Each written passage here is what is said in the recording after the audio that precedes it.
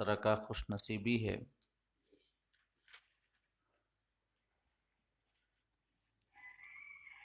کہ ایک بار پھر سے ہم درس قرآن کی اس بابرکت و مسعود محفل میں حاضری کا شرف حاصل کر رہے ہیں۔ اللہ رب العزت کی بارگاہ میں دعا ہے کہ وہ اس محفل کو اور ہم سب کی حاضری کو قبول فرمائے، اور ہم سب کو قرآن اور صاحب قرآن صلی اللہ تعالی علیہ وسلم کا صدقہ اور وسیلہ عطا فرمائے۔ سورہ بنی اسرائیل کے حوالے سے تسلسل کے ساتھ ہماری گفتگو جاری ہے، اور اس سورت کی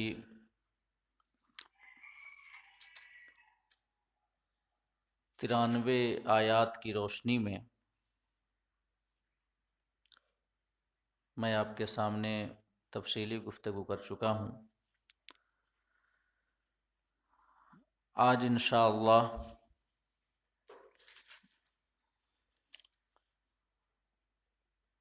آیت نمبر 93 ہی کے حوالے سے جو اس آیت کا آخری حصہ تھا، جس میں اللہ رب العزت نے اپنے حبیب صلی اللہ تعالی علیہ وسلم کو یہ حکم دیا کہ محبوب، کفار و مشرکین تم سے معجزات کا مطالبہ کرتے ہیں۔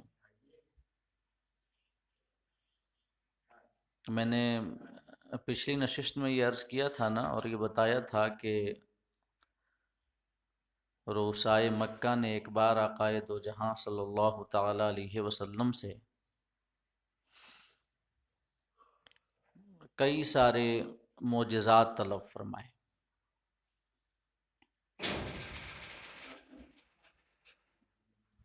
کہ جن میں سے ایک یہ تھا کہ آپ مکہ کے ارد گرد جو پہاڑ ہیں ان کو دور کھسکا دیں اور ہمارے لیے چشمے اور تالاب بنا دیں تاکہ ہم مکہ کی زمین پہ کھیتی کر سکیں، اور ہمارا علاقہ بھی شام اور یمن کے علاقوں کی طرح شاداب اور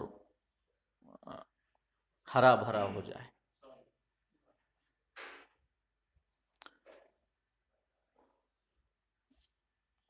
اور انہوں نے یہ عرض کیا کہ اگر آپ ہمارے لیے زمین سے چشمے جاری نہیں کرتے، ہماری زمینوں کو آپ شاداب اور ہری بھری نہیں بناتے، تو آپ رب سے دعا کریں کہ آپ کے لیے کھجور اور انگوروں کے باغات آپ کے لیے ہو جائیں، اور ان باغوں کے بیچ میں نہریں جاری ہوں۔ یا اگر یہ بھی آپ نہیں کرنا چاہتے تو آپ نے جیسے آسمان کے پھٹنے کا تذکرہ کیا ہے، تو آپ آسمان کو ٹکڑے ٹکڑے کر کے ہمارے اوپر گرا دیں، یا اللہ رب العزت اور فرشتوں کو اپنا ضمانتی بنا کر لے آئیں، یا آپ آسمان پہ چڑھ جائیں اور وہاں سے ہمارے لیے ایک کتاب لے کر کے آئیں، یا آپ کے لیے سونے کا گھر ہو۔ اس قسم کے کئی سارے مطالبات اہل مکہ نے اور رؤسائے کفار و مشرکین نے جب آقائے کریم صلی اللہ تعالی علیہ وسلم سے کیے تو اللہ رب العزت نے یہ حکم دیا کہ محبوب تم یہ فرما دو کہ سبحان ربی، میرا رب پاک ہے، یعنی اس بات سے میرا رب پاک ہے کہ وہ تمہارے پاس آئے، تمہارے بالمقابل آئے، یا تم رب کو اپنی ظاہری آنکھوں سے دیکھو، اللہ پاک اس سے پاک ہے۔ یعنی آنا جانا یہ خدائے پاک صلی اللہ تعالی علیہ وسلم کی صفت نہیں بن سکتا، کیونکہ آنا جانا یا کسی کے مقابلے میں آنا بھی، کوئی ظاہری آنکھ سے دیکھے اس دنیا میں، یہ بھی ممکن نہیں ہے، کیونکہ یہ سب جسم کی صفات ہیں اور اللہ پاک جسم سے پاک ہے۔ ایک فرقہ گزرا ہے مشبہہ کے نام سے، مشبہہ، جو کہ اللہ رب العزت کے لیے انسانوں کی طرح ہاتھ مانتا ہے، پاؤں مانتا ہے۔ ابن تیمیہ ایک بڑا عالم جو کہ وہابیوں اور دیوبندیوں کا ایک مسلمہ بڑا شیخ ہے، کہ ابن تیمیہ کے بارے میں علماء اہل حق نے یہ فرمایا کہ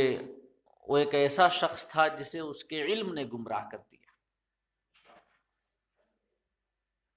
کیونکہ میں کئی بار یہ بات بیان کر چکا ہوں کہ گمراہی سے علم نہیں بچاتا، اللہ کا فضل بچاتا ہے۔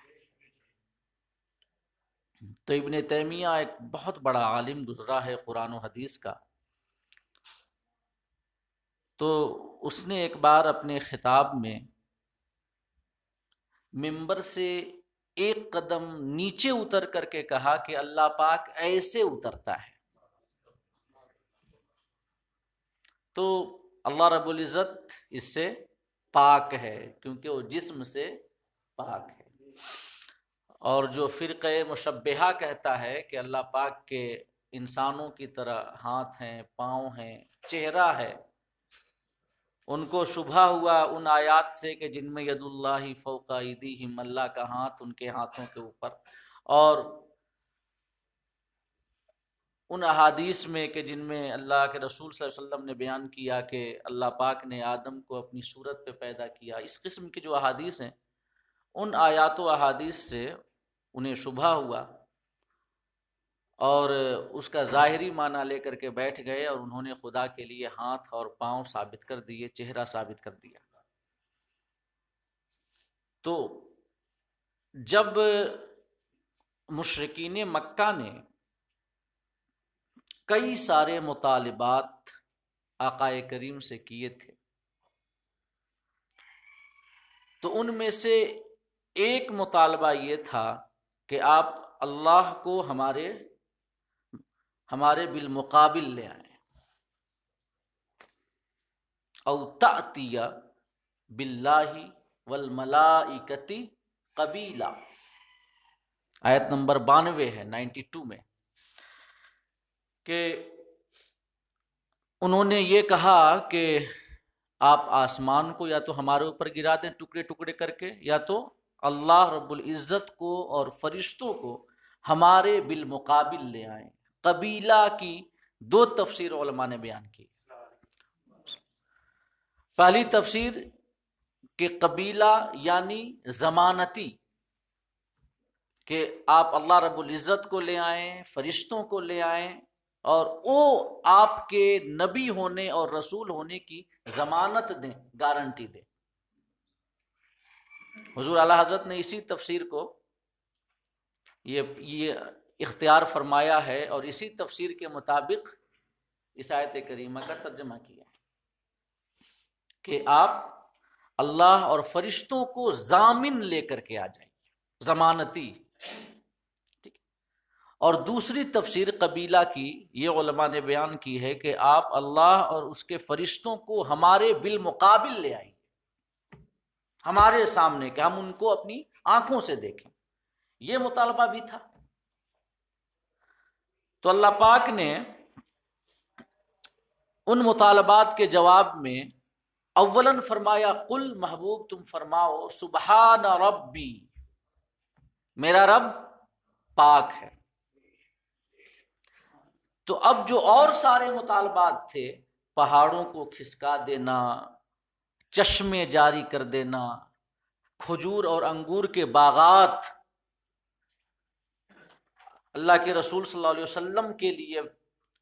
اللہ پاک پیدا کر دے، اور ان باغوں کے بیچ میں نہریں جاری ہوں، آسمانوں سے جو آسمان ہے وہ ٹکڑے ٹکڑے کر کے برس پڑے، یا سونے کا گھر ہو جائے، یا آسمان میں آقا چڑھ جائیں اور وہاں سے کتاب لے آئیں۔ تو یہ سارے جو مطالبات تھے، ان سب کا کرنا ممکن تو ہے، ان سب کا کرنا یہ ممکن ہے۔ کیا اللہ پاک پہاڑوں کو ان کی جگہ سے نہیں کھسکا سکتا؟ کیا اللہ رب العزت شور اور بنجر زمینوں کو قابل کاشت نہیں بنا سکتا؟ کیا اللہ رب العزت آسمانوں کو ٹکڑے ٹکڑے کر کے کفار و مشرکین کے سروں پہ ان کی برسات نہیں کر سکتا؟ کسی کے گھر کو سونے کا نہیں بنا سکتا؟ کسی کو آسمانوں پہ نہیں چڑھا سکتا؟ ہے کہ نہیں؟ تو یہ سب چیزیں ممکن ہیں۔ اور جو اللہ پاک نے فرمایا کہ محبوب تم کہو سبحان ربی، میرا رب پاک ہے، تو سبحان ربی فرما کر انہی سارے مطالبات میں سے ایک مطالبہ کے کرنے سے اللہ پاک نے اپنی پاکی اور براءت اظہار فرمایا ہے، ان سارے مطالبات میں سے۔ تو سارے مطالبات کا کرنا تو ممکن ہے،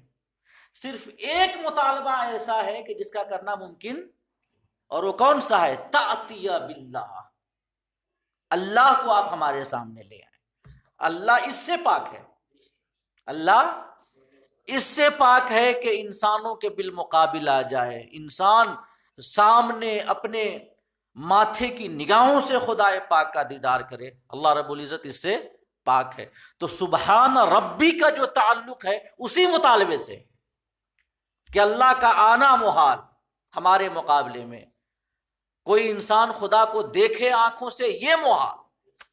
تو اس سے فرقہ مشبہہ کا رد ہو جاتا ہے، جو اللہ رب العزت کے لیے جسم ثابت کرتے ہیں، ہاتھ پاؤں ثابت کرتے ہیں، آنا جانا ثابت کرتے ہیں۔ ابن تیمیہ صاحب کے اس قول کا رد ہو جاتا ہے جو انہوں نے کہا تھا کہ یہ ممبر سے اتر کر ایک قدم کہ اللہ ایسے اترتا ہے۔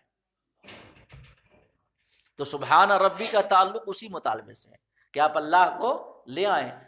یہ اللہ پاک نے فرمایا کہو سبحان ربی، میرا رب اس سے پاک ہے۔ اور جو باقی مطالبات تھے کہ جن کا کرنا ممکن ہے، ان کے جواب کے لیے اللہ پاک نے فرمایا کہ محبوب سبحان ربی کے ساتھ ساتھ یہ بھی کہو، یہ بھی فرماؤ کہ ہل کنت الا بشر الرسول، میں تو صرف ایک بشر ہوں جس کو اللہ پاک نے رسول بنا کر بھیجا۔ میں انہی معجزات پہ قدرت رکھتا ہوں کہ جن معجزات پہ قدرت مجھے اللہ پاک دے، خدا کی اجازت سے میں امور خارق عادت تمہیں دکھاتا ہوں۔ چاند جو ہوتا ہے دو ٹکڑے ہوتا ہے، درخت ہمارے سامنے آتا ہے، یہ جتنے امور ہیں خوارق عادت خدا کی اجازت سے۔ اور جن معجزات کی خدا کی جانب سے مجھے قدرت نہ ملی ہو، طاقت نہ ملی ہو، میں انہیں نہیں کر سکتا۔ اور یہ یقیناً ہمارے آقا صلی اللہ تعالیٰ علیہ وسلم اگرچہ یقیناً آپ کل کائنات کے مالک ہیں، آپ قدرت رکھتے ہیں، لیکن ہر آن رب کی عطا کے محتاج ہیں۔ ہمارا عقیدہ تو یہی ہے نا، ایسا نہیں ہے کہ وہ رب کی عطا سے باہر چلے گئے، انہیں رب کی کوئی حاجت نہیں ہے، نہیں، وہ رب کی عطا کے ہر آن محتاج ہیں، ہر لمحہ محتاج ہیں۔ آپ انہی چیزوں پہ قادر ہیں جو اللہ پاک نے عطا کیا ہے۔ اب کتنا عطا کیا ہے یہ ہمارے آپ کے سوچنے سمجھنے کی بات نہیں ہے، بس وہ محب ہے، آقا محبوب ہیں۔ اللہ ہر چیز دینے پہ قادر ہے، بخیل بھی نہیں ہے۔ آقا ہر چیز کی صلاحیت رکھتے ہیں،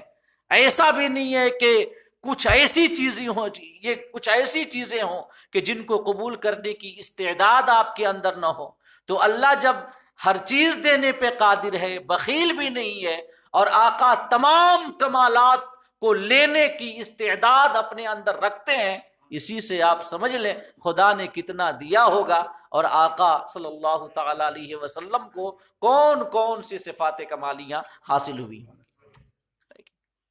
یہ ہمارے اور آپ نے ماپنے کی بات نہیں ہے، یہ اندازہ کرنے کی بات نہیں ہے، اللہ جانے رسول جانے۔ لیکن یہ ہمارا عقیدہ ہے کہ ہمارے آقا اسی چیز پہ قادر ہیں جس پہ قدرت آپ کو اللہ پاک نے دی۔ تو حل کنت الا بشرا رسولا، میں ایک بشر ہوں جس کو اللہ پاک نے رسول بنایا ہے۔ اسی آیت کریمہ کے اسی حصے کے حوالے سے میں نے پچھلی نشست میں یہ آپ کے سامنے یہ وعدہ کیا تھا کہ انشاءاللہ اس نشست میں آقا کریم صلی اللہ تعالی علیہ وسلم کی بشریت کے حوالے سے اور تمام جو انبیاء آئے، رسولان اعظام آئے، ان کی بشریت کے حوالے سے کچھ ایک باتیں عرض کروں گا۔ یہ حقیقت ہے اور ہماری ضرورت بھی ہے کہ اللہ پاک نے ہماری ہدایت کے لیے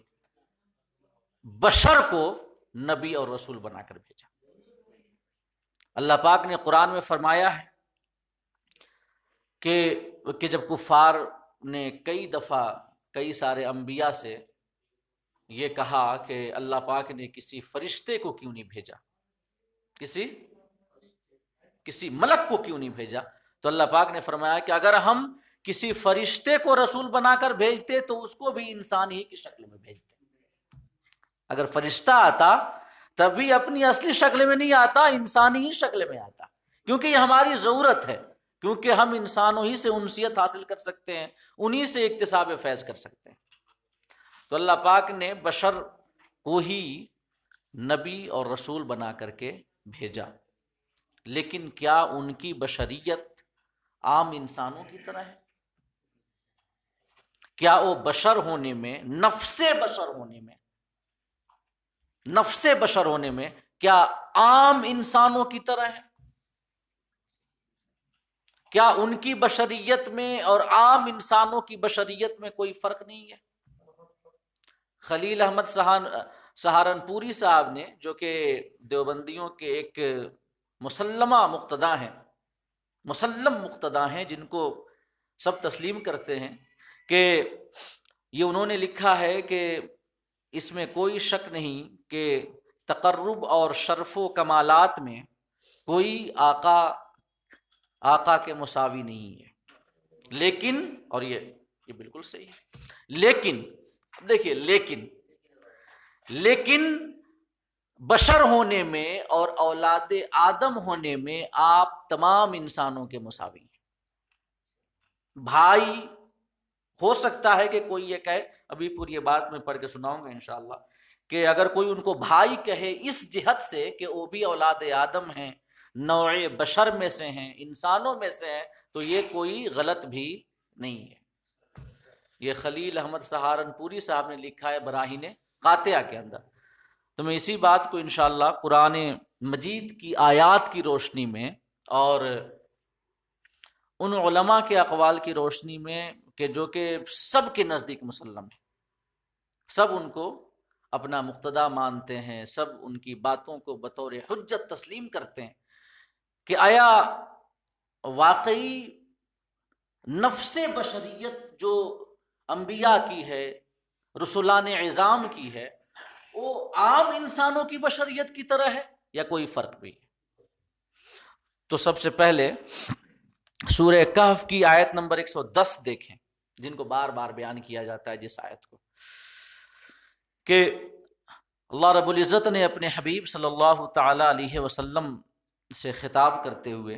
یہ ارشاد فرمایا کہ قل انما انا بشر مثلکم یوحا الی انما الہکم الہ واحد۔ اللہ فرماتا ہے کہ محبوب تم کہو کہ میں تمہاری ہی طرح ایک بشر ہوں، میری جانب یہ وحی کی جاتی ہے کہ تمہارا معبود ایک معبود ہے۔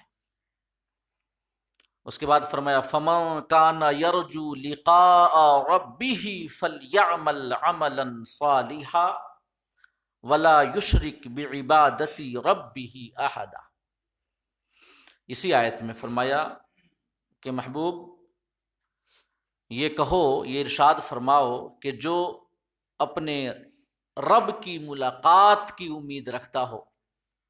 کہ موت کے بعد اس کی ملاقات اس کے رب سے ہو، فَلْيَعْمَلْ عَمَلًا صَالِحًا، تو اسے چاہیے کہ وہ نیک عمل کرے، وَلَا يُشْرِكْ بِعِبَادَةِ رَبِّهِ أَحَدًا، اور اپنے رب کی عبادت کے ساتھ کسی کو شریک نہ ٹھہرائے۔ یہ سورہ کہف کی آیت نمبر 110 ہے، اور بالکل اسی مضمون کو سورہ حامیم السجدہ کہ جس کو سورہ فصلت بھی کہا جاتا ہے، اس کی آیت نمبر 6 میں اللہ پاک نے بیان کیا ہے، اور اس میں بھی اپنے حبیبی سے خطاب کیا ہے۔ اللہ فرماتا ہے قل انما انا بشر مثلکم یوحا الی انما الہکم الہ واحد فاستقیموا الیہ واستغفروہ، اور اس کے بعد فرمایا ویل للمشرکین۔ اللہ پاک نے فرمایا کہ محبوب تم یہ فرما دو کہ میں تمہاری ہی طرح ایک بشر ہوں، میری جانب وحی کی جاتی ہے کہ تمہارا معبود ایک معبود ہے، لہٰذا اس معبود کی بارگاہ میں سیدھے رہو۔ سیدھے رہو مطلب سیدھا رہنے کا مطلب کہ نافرمانی نہ کرو، کجروی نہ کرو، ادھر ادھر نہ کرو، بلکہ اس کی بارگاہ اور اس کے حضور میں سیدھے رہو، ہر بات پہ آمن نہ صدقنا۔ واستغفروہ، اور اس سے بخشش مانگو۔ ویل للمشرکین، اور مشرکین کے لیے، شرک کرنے والوں کے لیے خرابی ہے، دنیا کی بھی اور آخرت کی بھی۔ تو یہ سورہ حامیم السجدہ، تو ان دونوں آیات میں ایک ہی مضمون کو اللہ پاک نے بیان کیا ہے، اور اپنے حبیب سے خطاب کیا کہ محبوب تم کہو کہ میں تمہاری ہی طرح ایک بشر ہوں۔ تو اگر صرف یہاں تک اس آیت کو دیکھا جائے کہ انما انا بشر مثلکم، صرف یہیں تک، اور اس کے بعد والے حصے کو چھوڑ دیا جائے، تب تو کہنا یہ صحیح ہوگا کہ انبیاء کی بشریت بھی عام انسانوں کی بشریت کی طرح ہے، لیکن اگر اس کے جسٹ بعد بغیر کسی تفریق کے، کوئی فصل بھی بیچ میں نہیں ہے کہ کوئی اور لفظ آ جائے، بلکہ فوراً اللہ پاک نے یہ بیان کیا کہ یوحا الیہ انما الہکم الہ واحد، فوراً ہے، ایک لفظ واو کا، ایک حرف کا بھی کوئی اضافہ نہیں ہے، یا بیچ میں کوئی اور لفظ نہیں آیا ہے، بلکہ سیدھے فرمایا پہلے یہ کہ میں تمہاری طرح بشر ہوں فرماؤ، اور اس کے بعد فرمایا کہ یہ بھی فرماؤ کہ لیکن ایک اور فرق ہے کہ جو کہ مجھے تم سے انتہائی عرفہ اور اعلیٰ درجہ عطا کر دیتا ہے، وہ یہ کہ میری جانب وحی کی جاتی ہے، میری جانب وحی کی جاتی ہے۔ علماء فرماتے ہیں کہ یہ بشریت کہ جس کے ساتھ قبولیت وحی کی استعداد شامل ہے، قبولیت وحی کی صلاحیت اور استعداد کہ میری جانب وحی کی جاتی ہے، یہ بشریت حضرت جبرائیل کی ملکیت اور نورانیت سے بھی افضل ہے۔ ان کی جو نورانیت ہے، جو کہ نوری مخلوق کے سردار ہیں نا ملائکہ کے، حضرت جبرائیل، ان کی نورانیت سے بھی افضل ہے آقا کریم کی بشریت، انبیاء کی بشریت کہ جس کے ساتھ قبول وحی کی استعداد شامل ہے۔ دونوں آیات میں، سورہ کہف کی آیت نمبر 110 میں، سورہ حامیم السجدہ کی آیت نمبر 6 میں، دونوں جگہوں پر جہاں پر یہ بیان کیا کہ محبوب تم کہو کہ میں تمہاری طرح ایک بشر ہوں، بغیر کسی اور لفظ کو بیچ میں لائے، فوراً بیان کیا، یوحا الیہ، میری جانب وحی ہوتی اور میرے اندر وحی کو قبول کرنے کی استعداد ہے۔ اور اس کے بعد اللہ پاک نے ایک اور آیت دیکھیں، سورہ شورى کی آیت نمبر 51 ہے۔ اللہ پاک نے اس آیت میں بھی بشر، ایک نبی اور رسول کی بشریت اور ایک عام انسان کی بشریت کے درمیان فرق کو بیان کیا ہے۔ اللہ پاک فرماتا ہے کہ وَمَا كَانَ لِبَشَرٍ أَن يُكَلِّمَهُمُ اللَّهُ إِلَّا وَحْيًا أَوْ مِن وَرَاءِ حِجَابٍ أَوْ يُرْسِلَ رَسُولًا فَيُوحِي بِإِذْنِهِ مَا يَشَاءُ إِنَّهُ عَلِيٌّ حَكِيمٌ۔ کسی بشر کی یہ طاقت نہیں کہ وہ خدا سے ہم کلام ہو۔ عام انسانوں کی بات کہ جو کہ قبولیت وحی کی استعداد سے خالی ہوں، جو وحی کو قبول کرنے کی طاقت نہ رکھتے ہوں عام انسان، تو اللہ پاک نے فرمایا ما کان لبشر ان یکلمہ اللہ، کسی انسان کے اختیار میں، طاقت میں، قدرت میں یہ نہیں ہے کہ وہ خدا سے ہم کلام ہو، مگر ہاں وہ انسان جن کے اندر قبولیت وحی کی استعداد ہوتی ہے وہ خدا سے ہم کلام ہونے کی صلاحیت رکھتے ہیں۔ اور ان کا ہم کلام ہونا کیسے ہوتا ہے؟ الا وحین، یا تو براہ راست وحی کے ذریعے، جو وحی اترتی ہے نا اس کی کئی صورتیں ہیں، ایک بغیر کسی واسطے کے، یہ ڈائریکٹلی خدا پاک کی جانب سے اپنے نبی یا رسول پر وحی اترے کہ قلب پہ معنی کا القاء ہو بغیر تقدیم و تاخیر کے،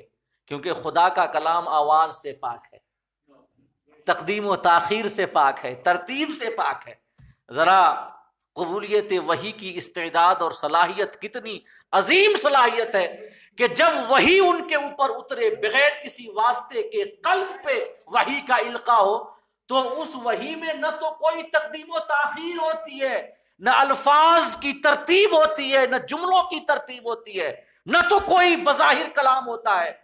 لیکن وہ اس وحی کو ڈائریکٹلی سنتے ہیں اور سمجھ بھی جاتے ہیں۔ یہ کتنی بڑی استعداد ہے۔ کبھی وحی گھنٹی کی شکل میں آتی ہے، گھنٹی کی آواز کی طرح، ایسا لگے گھنٹی کی آواز کی طرح، اور پھر اس کو سمجھ جانا تقدیم و تاخیر کے ساتھ، جملوں کی ترتیب کے ساتھ، معانی و مفاہیم کے ساتھ سمجھنے کتنا بڑا مقام و مرتبہ ہے۔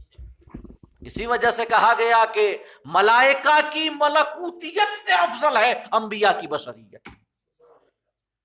حضرت جبرائیل کی نورانیت سے افضل ہے انبیاء کے نام کی بشریت۔ اللہ پاک نے فرمایا کسی بشر کی یہ طاقت نہیں کہ وہ اللہ سے ہم کلام ہو، مگر ہاں الا وحین، مگر یہ کہ وحی کے ذریعے، او من ورائی حجاب، یا پردے کے پیچھے سے۔ حضرت موسیٰ اللہ پاک سے کلام کرتے تھے تو کیا دیکھتے تھے؟ نہیں نا، پردے کے پیچھے سے کلام کیا کرتے تھے، تو یا پردے کے پیچھے سے، او یرسل رسولا فیوحی باذن، یا اللہ پاک فرشتے کو بھیجے اور اس فرشتے کے واسطے سے جو چاہے او وحی کرے اپنے نبی کی جانب یا رسول کی جانب۔ یہ تین صورتیں یہاں پر بیان کی گئی ہیں، یا تو ڈائریکٹلی اللہ پاک وحی نازل کرے، یا پردے کے اوٹ سے، یا کسی فرشتے کے واسطے سے۔ انہ علی حکیم، اللہ پاک بڑا غالب اور حکمت والا ہے۔ تو اس آیت کے اندر بھی انسان، عام انسانوں کی بشریت اور انبیاء کی بشریت میں فرق کو واضح کیا گیا ہے کہ عام انسان کے اندر یہ طاقت نہیں ہے کہ وہ خدا سے ہم کلام ہو سکے،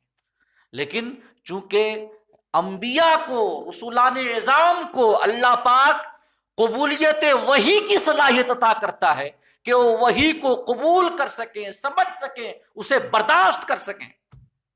حضرت علی مرتضیٰ رضی اللہ تعالیٰ عنہ کا واقعہ ہے نا کہ آقائے دو جہاں صلی اللہ تعالیٰ علیہ وسلم اپنا سر مبارک ہماری ران پہ رکھ کر کے آرام فرما تھے، اسی بیچ وحی اترنے لگی، ایسا لگتا تھا کہ میری ران کی ہڈی ٹوٹ جائے گی۔ اس بوجھ کو برداشت کرنا آسان نہیں ہے۔ اللہ پاک نے فرمایا نا قرآن کے بارے میں، لو انزلنا ھذا القرآن علی جبل لرأیتہ خاشعا متصدعا من خشیۃ اللہ، اگر ہم اس قرآن کو پہاڑ پر نازل کرتے نا تو پہاڑ بھی خدا کی خشیت اور اس کی ہیبت کی وجہ سے پہاڑ بھی ریزہ ریزہ ہو جاتا۔ تو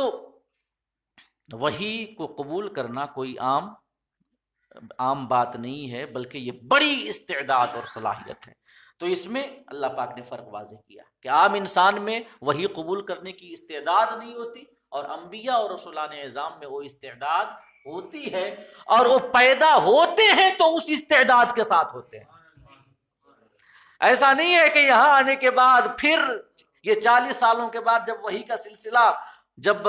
یہ شروع ہو جاتا ہے تب یہ استعداد ان کے اندر پیدا ہوتی ہے، نہیں، کہ جیسے کہ حواس، قوت لامسہ، جو مطلب انسانوں کے اندر پکڑنے کی، چھونے کی، سونگھنے کی، ذائقے کی، یہ سب جو طاقت ہوتی ہے، سننے کی، دیکھنے کی، یہ سب طاقتیں جب انسان پیدا ہوتا ہے تو اس میں سے کچھ طاقتیں وہ ہیں مطلب جو کہ حواس ظاہرہ میں سے ہیں، سینسز جن کو کہا جاتا ہے، ان میں سے کچھ فوراً آ جاتی ہیں، کچھ طاقتیں کچھ دنوں کے بعد آتی ہیں، اور اس کے بعد حواس کے بعد، سینسز کے بعد تمیز کا درجہ آتا ہے، تمیز کرنا، اور یہ فوراً نہیں آتا، کچھ سالوں کے بعد یہ طاقت، تمیز کی طاقت انسانوں میں پیدا ہوتے ہی نہیں آ جاتی، کچھ سالوں کے بعد، 9 سال 10 سال کی عمر، یعنی بچپنے میں جو عقل مندی کی عمر ہے، ایک تو بچپنا وہ بھی ہے جو کہ 3 سال کا 4 سال کا ہے تو وہاں پہ کچھ نہیں، لیکن بچپنے میں جو عقل مندی کی عمر ہے 9 سال 10 سال، تب تمیز کی طاقت آتی ہے، اور تمیز کے بعد ایک اور طاقت آتی ہے عقل کی، جو کہ 9 10 سال 11 12 سال کی عمر میں بھی نہیں آتی، بلکہ بلوغیت کے بعد وہ عقل آتی ہے، اور پھر کمال کو پہنچتے پہنچتے 40 سال لگ جاتے ہیں، ہے کہ نہیں؟ علماء نے فرمایا ہے، حکماء کا قول ہے کہ انسان کی عقل 40 سال کے بعد مکمل ہوتی ہے، مطلب ہم لوگ ابھی انتہائی نچلے اسٹیج میں ہیں، ہم لوگ اسی وجہ سے کبھی کبھی ہے تو شام بھائی سے ہماری بات ہوتی ہے، بیٹھے رہتے ہیں تو یہ بار بار کہتے رہتے ہیں کہ ارے آپ عالم ہیں، عمر کا تقاضا ہوتا ہے سمجھ رہے، یہ جسٹ جوکنگ، ایک ایسا لطیفہ ہے کہ 40 سال کی عمر میں عقل کامل ہوتی ہے، آپ حضرات کی عقل کامل ہو چکی ہے، اور جو 40 سال کی کم عمر کے ہیں ان کی عقل ابھی اس کمال کو نہیں پہنچی ہے، آپ نے جتنی دنیا دیکھی ہے ہم نے نہیں دیکھی، 30 سال کی عمر ہے۔ تو خیر، تو دیکھیں کہ جو حواس کی طاقت ہے وہ کچھ سمے کے بعد آتی ہے، پھر اس کے بعد تمیز کی طاقت ہے 9 10 11 سال کی عمر میں آتی ہے، عقل بلوغیت کے بعد آتی ہے، 40 سال میں مکمل ہوتی ہے۔ تو جو انسانی قوتیں ہیں وہ اسٹیپ بائی اسٹیپ آتی ہیں انسان کے اندر، دھیرے دھیرے، لیکن قبولیت وحی کی استعداد یہ وہ صلاحیت ہے جس کو نبی لے کر کے پیدا ہوتا ہے، نبی لے کر کے پیدا ہوتا ہے۔ اور یاد رکھیں قبولیت وحی کی استعداد کا جو درجہ ہے نا، یہ درجہ حواس، تمیز، عقل سے بھی بڑا درجہ ہے، عقل سے بھی بڑا درجہ ہے، بعد والا درجہ ہے۔ تو انبیاء کرام جب پیدا ہوتے ہی قبولیت وحی کی صلاحیت کے ساتھ پیدا ہوتے ہیں، تو جو نچلے درجے ہیں تمیز، عقل، ان سب کے ساتھ بھی آتے ہیں، سمجھ؟ اسی وجہ سے کہا جاتا ہے کہ، اور علماء نے فرمایا ہے، پوری دنیا کی عقل کسی ایک نبی کی عقل کے کروڑویں درجے کے برابر بھی نہیں پہنچ سکتی، ان کی عقل اتنی کامل ہوتی۔ تو میں یہ عرض کر رہا تھا کہ قبولیت وحی کی استعداد کے ساتھ نبی پیدا ہوتا ہے۔ مثال کے طور پہ آپ دیکھیں کہ حضرت عیسیٰ علی نبینا علیہ الصلوۃ والتسلیم، یہ موقع کرسمس کا ہے ابھی، بلکہ یہ لاسٹ ہو گیا، ابھی 31 جنوری آ جائے، اس سال کا 2023 کا آخری دن ہے کہ نہیں ہے؟ آقا کریم صلی اللہ تعالی علیہ وسلم نے قرب قیامت کی جو کئی نشانیاں بتلائی تھیں، ان میں سے ایک یہ بھی نشانی ہے کہ وقت کی برکت ختم ہو جائے گی، سال مہینے کی طرح، مہینہ ہفتے کی طرح، ہفتہ دن کی طرح، اور دن ایسے گزرے گا کہ جیسے آگ لگی اور بجھ گئی. دن کی برکت، وقت کی برکت ختم ہو جائے گی. آقا نے فرمایا تھا نا. اب دیکھیں نا، ایسا لگتا ہے کہ 2023 کو شروع ہوئے ابھی کچھ مہینے ہو رہے ہیں، ابھی کچھ مہینے پہلے کی بات ہے. ایسا لگتا ہے کہ رمضان گئے کچھ مہینے ہوئے ہیں، 2.5 مہینے بعد رمضان ہمارے بیچ پھر سے آنے والا ہے اپنی تمام تر نعمتوں اور بہاروں کے ساتھ. اللہ پاک ہمیں رمضان سے ملائے اور اس کی خیرات و برکات سے ہماری جھولیاں بھر دے. تو میں عرض کر رہا تھا کہ وقت بڑی تیزی کے ساتھ گزر رہا ہے، یہ بھی قیامت کی نشانیوں میں سے ایک نشانی ہے. 2023 ختم ہونے پہ آیا اور 2024 اب شروع ہونے والا ہے. عام طور سے جب بھی عیسوی نیا سال شروع ہوتا ہے، میں چاہتا ہوں کہ اس حوالے سے بھی کچھ باتیں بیان کر دوں. عام طور سے جب عیسوی نیا سال شروع ہوتا ہے تو اس کی مبارکبادی کے سلسلے میں لوگوں کے درمیان مختلف ویوز پائے جاتے ہیں. لوگ قسم قسم کی باتیں کرتے ہیں. فیس بکیا اور یوٹیوب میں سے جو مفتی، فیس بکیا مفتی، یوٹیوب کے مفتی جو ہوتے ہیں، ان کی باتیں سن سن کر کے نہ جانے یہ لوگ غلط باتوں کی تشہیر کرتے رہتے ہیں، بتاتے رہتے ہیں اور کہتے ہیں کہ ناجائز ہے، حرام ہے عیسوی نئے سال کی مبارکباد دینا. یاد رکھیں اس حوالے سے کہ عیسوی نیا سال جب بھی آئے تو اس کی مبارکباد دینا ایک دوسرے کو، یا اپنے گھر میں دسترخوان میں وسعت کرنا، بال بچوں کو اچھا کھانا کھلانا، اور ایک طریقے سے نئے سال کی آمد کے موقع سے رب کی نعمتوں کا اظہار کرنا، بئی طور کہ اللہ پاک نے ہمیں حیات دی، ہمارے بچے باحیات ہیں اور اللہ پاک ان کو آنے والے سال بھی صحت و سلامتی کے ساتھ رکھے. اس قسم کی جو مبارکبادیاں، دعائیں یا خوشیاں منانا کہہ لیں، اگر یہ سب جائز ہیں کہ نہیں. ان میں سے پہلی بات، عام طور سے لوگ کہتے ہیں نا یہ سال تو غیروں کا ہے، یہ سال جو شروع ہوا ہے ہمارا نہیں، یہ غیروں کا ہے اور ہمارا تو ہو گیا بہت پہلے، یہ کہتے ہیں عام طور سے. تو اس حوالے سے پہلی بات یہ سمجھ لیں کہ عیسوی سال جو ہے اس کو تعلق ہے حضرت عیسیٰ کی ولادت سے، اور حضرت عیسیٰ ہمارے غیر تو نہیں ہے. ہمارے غیر ہیں وہ جو ان کو ماننے کا دعویٰ کرتے ہیں نا، نہ ان کو اچھے طریقے سے جانتے ہیں نہ ان کو اچھے طریقے سے مانتے ہیں. ہم جانتے بھی ہیں اور ان کو مانتے بھی ہیں. جانتے اس وجہ سے ہیں کیونکہ ہمارے نبی نے ان کے بارے میں ہمیں بتایا ہے. مانتے اس وجہ سے ہیں کیونکہ ہمارے نبی نے ہمیں حکم دیا ہے کہ کسی نبی اور رسول کے درمیان تفریق نہیں ہونی چاہیے. وہ کیسے جانتے ہیں حضرت عیسیٰ کو؟ کہتے ہیں اللہ کا بیٹا، معاذ اللہ، معبود سمجھتے ہیں، تثلیث کا عقیدہ رکھتے ہیں. یہ ان کا جاننا ایسا ہے، اور ان کا ماننا برائے نام ہے. کوئی تعلیم ان کی یا ان کے کردار اور اخلاق میں سے کسی پر عمل پیرا ہو، جا کے دیکھ لیں کرسچنس یا عیسائیوں کے معاشرے میں. اولاً تو ان میں سے اکثر ناستک بنتے جا رہے ہیں، ایتھیسٹ، جن کو دین و مذہب سے کچھ مطلب نہیں ہے. اور اگر کچھ ہیں بھی برائے نام عیسائی تو برائے نام ہیں، ان کو تعلیم کا پتہ ہی نہیں ہے، یا اگر پتہ بھی ہے تو اولاً پادریوں کے ذریعے تحریف شدہ باتوں کا پتہ ہے، یا اگر بہتر بھی پتہ ہے تو عمل نہیں ہے. ان کے یہاں عمل نہیں ہے. ایک بات میں بتاؤں آپ کو، کسی نبی کا دین اور کسی رسول کی شریعت ایسی نہیں ہوئی جو نماز سے خالی ہو، روزہ سے خالی ہو، زکوٰۃ سے خالی ہو. ہر نبی کے دین میں یہ نماز تھی،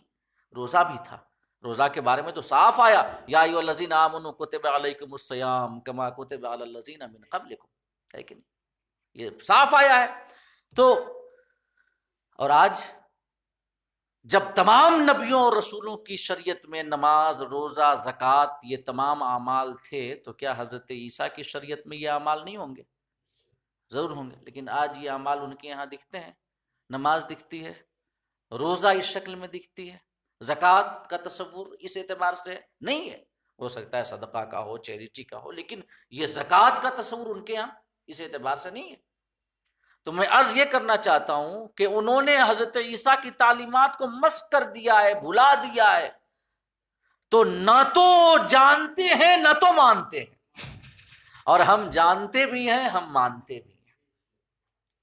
ہاں یہ الگ سی بات ہے کہ ہم اپنے نبی کی لائی ہوئی شریعت پہ عمل کرتے ہیں، کیونکہ ہمارے نبی کی شریعت نے تمام سابقہ شریعتوں کو منسوخ کر دیا ہے۔ تو حضرت عیسیٰ ہمارے ہیں، تو اگر عیسوی سال ان سے منسوب ہے تو ہمارے کسی غیر سے تو منسوب نہیں ہے۔ تو اگر ان کی ولادت سے جو سال شروع ہوتا ہے اگر وہ آئے تو اس کی مبارکباد دینا غیروں کی تہذیب کو کہاں اپنانا ہوا، یا غیروں کے سال کی جو ہے مبارکبادی دینا کہاں سے ہوا؟ یہ تو اپنا سال ہے۔ حضرت عیسیٰ ہمارے اپنے، لا نفرق بین احد من رسل، اللہ کے رسولوں میں سے کسی کے درمیان ہم تفریق نہیں کر سکتے۔ یہ پہلی بات۔ دوسری بات یہ ہے الشمس والقمر بحسبان، سورج اور چاند ایک اندازے سے چل رہے ہیں۔ اللہ پاک نے فرمایا قرآن مجید سورہ رحمان میں، تو سورج کی چال سے، جیسے کہ شمسی مہینے ہیں سورج کے اعتبار سے مہینے، اس اعتبار سے عیسوی سال آتا ہے 12 مہینے کے بعد، چاند کے اعتبار سے جو مہینہ ہے اس کے اعتبار سے ہجری سال آتا ہے ہمارا۔ تو سال چاہے سورج کا ہو چاہے چاند کے اعتبار سے اس کو گنا گیا ہو، کوئی بھی سال ہو، تمام سال، ہر وقت، ہر مہینہ، ہر ہفتہ ہمارے اللہ کا ہے۔ چاند بھی خدا کے حکم کا تابع ہے، سورج بھی خدا کے حکم کا تابع ہے، سب اسی کے بتائے ہوئے راستے پہ چل رہے ہیں۔ اور اس نے، اللہ پاک نے جو وقت مقرر کر رکھا ہے سورج کے لیے کہ تم کو یہ گردش اتنے وقت میں پورا کرنا ہے، چاند کے لیے کہ یہ گردش اتنے وقت میں مقرر کرنا ہے، اسی وقت میں اسی گردش کے اندر وہ اپنا سفر جاری رکھتے ہیں اور متعین وقت میں اپنا چکر پورا کرتے ہیں۔ تو جب اللہ کے حکم سے تابع ہیں، اللہ کے حکم سے چل رہے ہیں، تو پھر یہ کیسے ہو گیا کہ یہ جو عیسوی سال ہے یہ ہمارا نہیں ہے؟ سب وقت اللہ کا ہے اور ہم اللہ کے ہیں، ہے کہ نہیں ہے؟ لہٰذا مبارکبادی اگر منائیں تو کوئی دقت نہیں ہے۔ اور تیسری بات یہ ہے کہ یقیناً مبارکبادی منائیں، خوشیاں منائیں، لیکن اس کے ساتھ ساتھ یہ بھی عزم ہمارے اندر ہو کہ اگر پچھلا سال ہمارا گناہوں میں گزرا، خدا سے دوری میں گزرا، دین سے دوری میں گزرا، تو توبہ کر کے اگلے سال یہ کمٹمنٹ ہو ہمارا کہ ہم خدائے پاک کے احکام کی اطاعت میں گزاریں گے۔ اگر حرام میں گزرا ہے تو حلال میں گزرے گا، فرائض و واجبات پہ عمل کریں گے، گناہ کے قریب نہ جائیں گے۔ اس قسم کے ریزولوشنز ہمارے ہونے چاہیے، کیا بولتے ہیں، ہے کہ نہیں؟ تو ایک تو یہ بھی چیز ہے کہ پچھلے سال میں اگر ہم نے اپنی زندگی گناہوں میں گزاری تو نئے سال میں احساس ہو کہ ہم نے اپنا وقت کہاں گزارا، کن چیزوں میں گزارا، اور اگر وہ غلط چیزیں تھیں تو اگلے سال ہمیں اپنی اصلاح کرنی ہے۔ اور ایک چوتھی بات اس حوالے سے یہ ہے کہ یقیناً عیسوی سال بھی ہمارا ہے، ہر سال اللہ کا ہے، ہر دن اللہ کا ہے، لیکن اس کے ساتھ ساتھ ہجرت جو ہجری سال ہے اس کو بھی بیگانہ سمجھ کر کے ہم بالکل بھول نہ جائیں، بلکہ اس کو بھی یاد رکھیں، کیونکہ جو ہجری سال ہے اس کی شروعات آقا کی ہجرت سے ہوئی، اور ہجرت کی اہمیت ہم اور آپ سے بہتر کون جانے گا۔ آقا کی ہجرت کے حوالے سے مکمل میں بیان آپ کے سامنے کر چکا ہوں، جو کہ دین اسلام کے لیے ایک عظیم قربانی آقا نے دی، صحابہ نے دی، اپنا وطن چھوڑا، گھر بار چھوڑا، بنا بنایا، بسا بسایا، گھر چھوڑا، بزنس چھوڑا، تجارت، سب کچھ چھوڑا، اپنوں کو چھوڑا۔ تو اس سے قربانی کا سبق ملتا ہے دین کے لیے، یہ سبق ملتا ہے کہ دین کے لیے سب کچھ قربان کرنا پڑے، پھر بھی یہ گھاٹے کا سودا نہیں ہے بلکہ نفع کا سودا ہے۔ تو ہجری سال یاد رکھنا، اس کو لکھنا اور لکھنے کو رواج دینا، یہ بھی ہمارا کم سے کم ملی فریضہ ضرور ہے، ملی فریضہ ضرور ہے۔ آج یہاں پہ اتنے ہیں، میں ایک بات میں پوچھوں کہ کیا آج کون سا مہینہ ہے، کون سی ہجری ہے، کون سی تاریخ ہے ہجرت کے اعتبار سے؟ ہمارے خیال سے ایک آدھ دو کو پتا ہوگا، سب کو پتا نہیں ہوگا، ہے کہ نہیں؟ جمادی الاخرہ کی 16 تاریخ ہے، 1445 ہجری ہے۔ تو یہ جو اب ایک تہذیب ہے نا اسلامی، خاص طور سے جو آقا کی ہجرت کے ساتھ جو سال جڑا ہوا ہے، وہ سال یقیناً ہمارے لیے بہتر ہے۔ میں یہ نہیں کہتا کہ 20ویں سال غیروں کا ہے، 7 سال اللہ کا ہے۔ جب اللہ کا ہے تو ہمارا بھی ہے، لیکن ہجری سال کا تعلق ہمارے آقا سے ہے۔ اور چوتھی بات یہ ہے اس حوالے سے کہ کسی بھی نئے مہینے کے آنے پر آقا کریم دعا کیا کرتے تھے، اللہم ادخلہ علینا بالامن والایمان والسلامتی بالاسلام وجوار من الشیطان ورضوان من الرحمن۔ آقا کریم جب بھی نیا مہینہ آتا، نئے مہینے کا چاند دیکھتے، دعا کرتے مولا اس چاند کو ہمارے پاس داخل کر، امن کے ساتھ، ایمان کے ساتھ، سلامتی کے ساتھ، اسلام کے ساتھ، شیطان سے پناہ کے ساتھ، اور رحمان کی رضا کے ساتھ۔ تو اس دعا کا کیا مطلب ہے؟ جب نیا مہینہ آیا تو یہ ہے نا کہ جو آنے والا مہینہ ہو ہمارے ایمان میں پختگی لائے، ہمارے معاشرے میں امن و امان قائم رہے، ہم محفوظ رہیں، ہماری جان و مال، عزت و آبرو محفوظ رہے، اور شیطان کے بہکاوے سے محفوظ رہیں، گناہوں سے محفوظ رہیں، اور ایسے کام کریں جن کاموں سے رب کی رضا حاصل ہو۔ یہ دعائیں آپ ہر مہینے کے نئے چاند کو دیکھ کر کے مانگا کرتے تھے۔ اب ظاہر سی بات ہے جب سال بدلتا ہوگا تبھی یہی دعا مانگتے ہوں گے، کیونکہ سال بدلتا ہے مہینہ ہی کے اعتبار سے نا، 12واں مہینہ آ گیا تو جو ہے نیا سال آ گیا 12ویں مہینے کے بعد۔ تو اس سے یہ سمجھ میں آتا ہے کہ نئے سال کی آمد پہ ایک دوسرے کو یہ مبارکبادی دینا کوئی غلط نہیں ہے، کیونکہ مطلب کیا ہے مبارکبادی کا؟ یہی نا کہ آنے والا سال آپ کی زندگی میں خوشیاں لائے، آپ کو صحت اللہ پاک عطا کرے، امراض سے بچائے، برکتیں عطا کرے، رحمتیں عطا کرے، یہی مطلب ہے نا۔ لہٰذا یہ مسئلہ بھی میں نے سوچا کہ آج سال کا آخری دن بھی ہے اور موقع بھی ہے، لہٰذا میں آپ کے سامنے کچھ باتیں بیان کروں۔ جی نماز کی جو بات آپ نے کہ سارے انبیاء کے ٹائم میں جی جی یقیناً تھوڑا اس پہ 2 منٹ نماز کوئی بھی نبی، کوئی بھی رسول کی شریعت ایسی نہیں ہوئی کہ جس میں نماز نہ ہو۔ آقا کریم صلی اللہ علیہ وسلم کی بارگاہ میں ایک شخص آیا اور یہ عریضہ لے کر اس نے یہ عریضہ پیش کی کہ حضور ہم کو ایمان میں ہوں ایمان لانے کے لیے تیار ہوں، کلمہ پڑھنے کے لیے، لیکن میں نماز نہیں پڑھوں گا۔ آقا کریم نے فرمایا کہ اس دین میں کوئی خیر نہیں ہے جس میں نماز نہ ہو۔ بنی اسرائیل کے حوالے سے قرآن مجید میں اللہ پاک نے بار بار ایسی آیات بیان کی ہیں قرآن میں کہ جن میں یہ ہے کہ انہیں یہ حکم دیا گیا تھا ان یقیموا الصلاۃ، کہ وہ نماز قائم کریں۔ ٹائم کا تھا اس ٹائم؟ ہاں، وقت آگے پیچھے ہو سکتا ہے، کسی شریعت میں 2 وقت، کسی میں 3 وقت، اور کیا کہتے ہیں بنی اسرائیل یا پچھلی امتوں کی نمازوں میں جو تھا رکوع نہیں تھا جس اعتبار سے ہم رکوع کرتے ہیں، سمجھ؟ تو اب انبیاء کرام رسولان اعظام تقریباً 1,24,000 ہوئے، تو ان میں سے یہ ہے کہ کسی میں 2 وقت ہے، کسی میں 3 وقت۔ حضرت موسیٰ کی اس روایت سے ہمیں پتہ چلتا ہے کہ جب آقا کریم گئے اور 50 وقت لے کر کے آئے تو حضرت موسیٰ نے غالباً فرمایا تھا کہ میری امت پہ 3 وقت کی نماز کو فرض کیا گیا تھا اور میری امت پھر بھی نہیں پڑھ پائی، ان کے لیے بھاری تھا، لہٰذا آپ جائیں کم کروائیں۔ اس سے پتہ چلتا ہے کہ حضرت موسیٰ کی امت میں 3 وقت کی نماز فرض تھی۔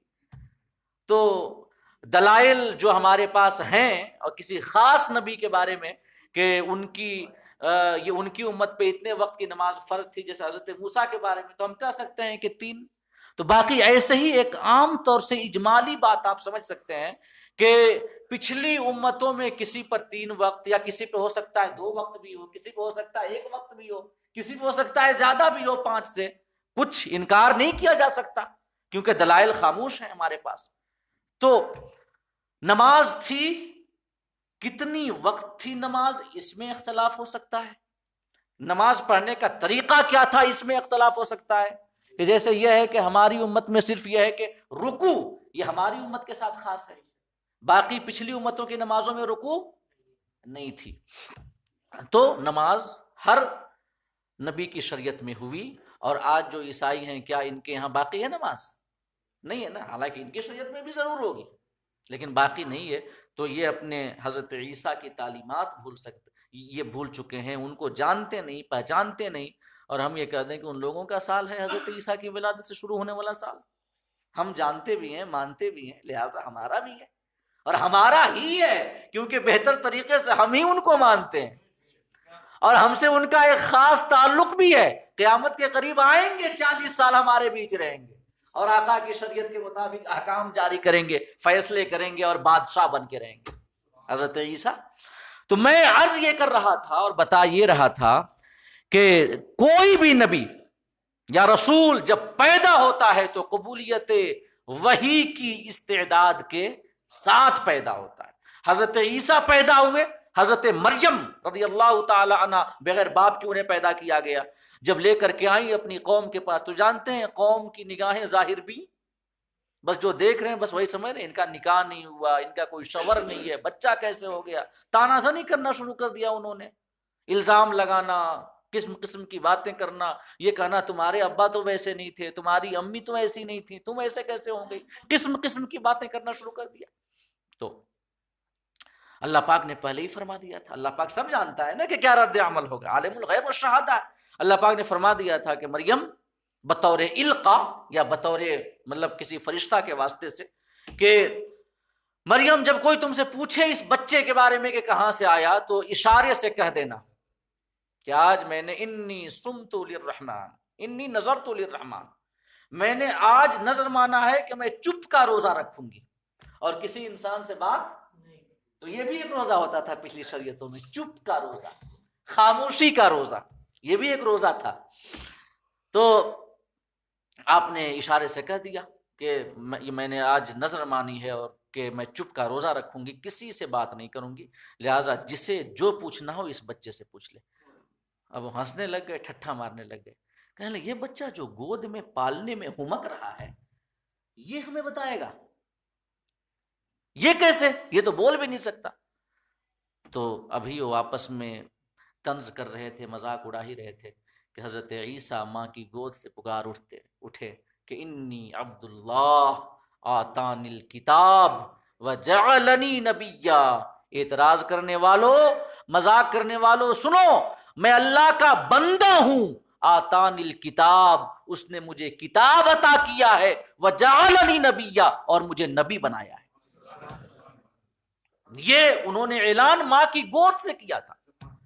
سب سے پہلا اعلان ان کا تھا، انی عبداللہ، میں اللہ کا بندہ ہوں، اور یہ اسی کو بھول چکے ہیں، پہلا ہی اعلان جو تھا، اور اللہ کا بیٹا کہے پھرتے ہیں، تو مانتے ہیں یہ اور جانتے ہیں کہ وہ کون ہے۔ اور اس کے بعد دوسری بات کہ جو میں نے کہا کہ نبی قبولیت وحی کی استعداد کے ساتھ پیدا ہوتا ہے، حضرت عیسیٰ نے کہا کہ آتانی الکتاب، مجھے کتاب عطا کیا ہے اللہ پاک نے، وجعلنی نبیا، اور مجھے نبی بنایا ہے، نبی بنایا ہے۔ تو اس سے پتا چلا کہ جب کوئی بھی نبی یا رسول اس دنیا میں آتا ہے تو اس کے ساتھ قبولیت وحی کی استعداد بھی ہوتی ہے، سمجھ رہے ہیں، صلاحیت بھی ہوتی ہے۔ اور جب قبولیت وحی کی صلاحیت کا درجہ حواس، تمیز اور عقل کے بعد ہے، تو جب بعد والے کے ساتھ پیدا ہوتے ہیں تو ادھر والے تو سب تو درجہ اولا ہوں گے نا ان کے اندر، تو ان کو 40 سال انتظار نہیں کرنا پڑتا ہے، تمیز کی طاقت کے لیے 10-12 سال کا انتظار نہیں کرنا پڑتا ہے، سمجھ گئے۔ انشاءاللہ یہ ساری باتیں ہم اگلی نشست میں بالتفصیل آپ کے سامنے عرض کریں گے۔ 10:40 ہو گئے ہیں اور غالباً توشے کی فاتحہ، آج توشے کی فاتحہ بھی ہے نا، توشے کی فاتحہ بھی ہے، اور میری تقریر بھی دیر سے شروع ہوئی تھی 11:15 بجے، لیکن 6 منٹ باقی ہیں 1 گھنٹہ ہونے میں۔ انشاءاللہ باقی کی باتیں 3 آیات میں آپ کے سامنے پیش کر چکا ہوں انبیاء کی بشریت کے حوالے سے، ایک چوتھی آیت کریمہ ہم انشاءاللہ اگلی نشست میں پیش کریں گے، اور اس کے بعد جو اور باتیں ہیں اس موضوع کے حوالے سے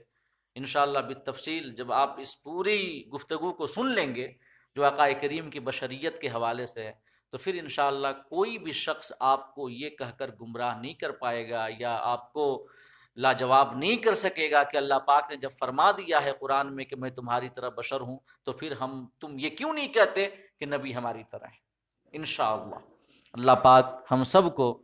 کہنے اور سننے سے زیادہ حق بولنے کی اور کہنے اور سننے سے زیادہ عمل کرنے کی توفیق عطا فرمائے، حق بولنے، حق سننے، حق پہ قائم رہنے کی توفیق عطا فرمائے۔